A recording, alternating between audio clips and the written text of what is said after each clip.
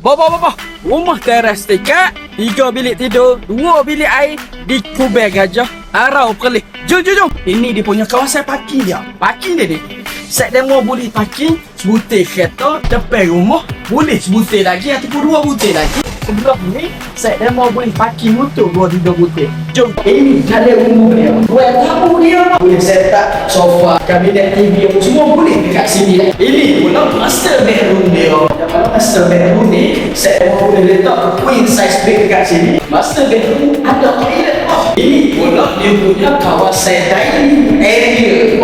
Boleh set up untuk meja makan, dia orang makan, apa orang makan pun boleh. Ini pula bilik yang kedua. Set demo boleh letak queen size bed dekat sini. Ini pula bilik yang ketiga. Set demo boleh letak katil hujan putih ataupun 2 putih dekat sini boleh. Itu bilik yang ketiga. Ini toilet dia yang kedua. Ini bahagian dapur dia. Just nice dah. Kalau macam set demo beli, set demo boleh letaklah kitchen cabinet kat sini atas bawah. Dan stay ada tanah lebih kat belakang 5 kaki. Owner sudah buat only kat belakang. Jadi kalau macam set demo ni extend bangunan kau sikit, boleh sangat mudah. Pada set demo yang mana kata berminat, tak kira set demo kita kerajaan ke ataupun swasta ataupun berniaga sendiri, boleh roja BM, boleh kontak BM deh. Assalamualaikum.